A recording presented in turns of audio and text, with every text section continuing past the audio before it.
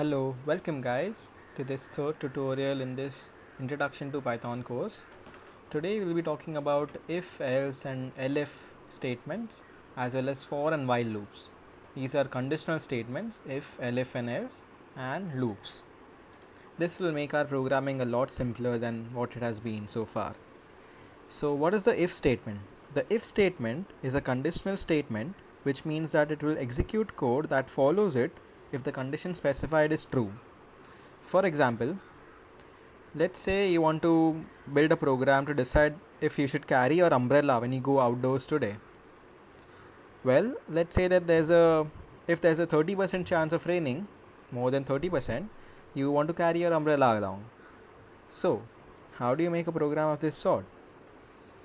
Let's say that the probability of it raining is actually 40%, which is 0.4. You build a program of this sort using the if statement, which is if followed by the condition, which is probability of rain greater than equal to 0.3, and you put a colon after that and then put in the bunch of code that you want to execute if the condition that follows, if that is this one, is true. So if prob rain is greater than 0.3, you want to carry an umbrella. So you print out carry an umbrella.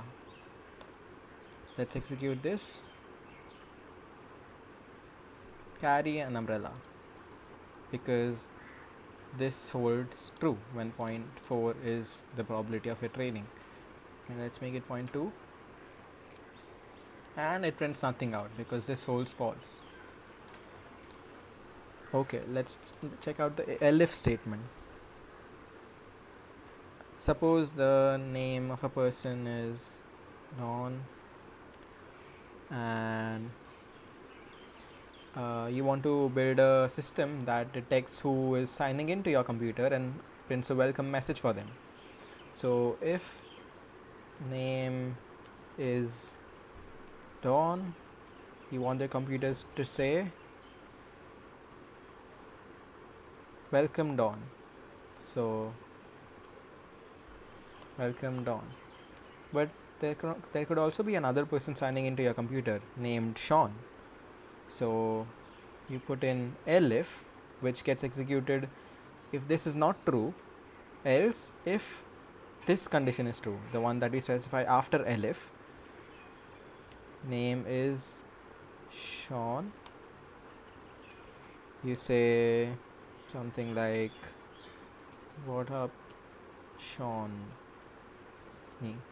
And if there's someone that the computer does not recognize that's trying to sign in, you use the else statement. Else, so if neither of these conditions hold true, the computer will default to the else statement and say hello stranger. So we put the name as Don. Let's see what happens. Welcome Don. If we change this to something like Zappy, it says hello stranger. Okay, let's move on to loops. Let's say I have a list of foods that I need to pick up from the supermarket. There's, let's say, cheese and oranges and some Nutella and some Coke. This is what I need to pick up from my supermarket, and I have a list for this. If you want to print all of these foods out one by one, if you do it the traditional way using print blah blah blah, it takes a long time and it's very tiring. So luckily for us, we have loops which enable us to perform an action repeatedly. We can use this with the for keyword for a for loop. For f in foods, print f. So f is essentially a placeholder for every food in foods, so that f takes up every item in the list of foods, after which we say printf here, which prints every food in the list. So for every f, which is a placeholder for each of these items, cheese, oranges, Nutella and Coke, in foods, which is this list, for every f in this list, which is all of these, print that f. So it goes along the list one by one and it prints all of these foods out. Let's check it out. And as you can see, it prints out all of them perfectly. Awesome. Suppose you want to execute a bunch of code a number of times, a predetermined number of times. You can use the range function for this. Let's say for x in range 2 to 5, you want to print x. So for every x in this range, starting from 2 and going up to 5, but not including 5. That's what the range does. It starts from the first index but goes to one less than the second index. You print x. So can you guess what this should print out?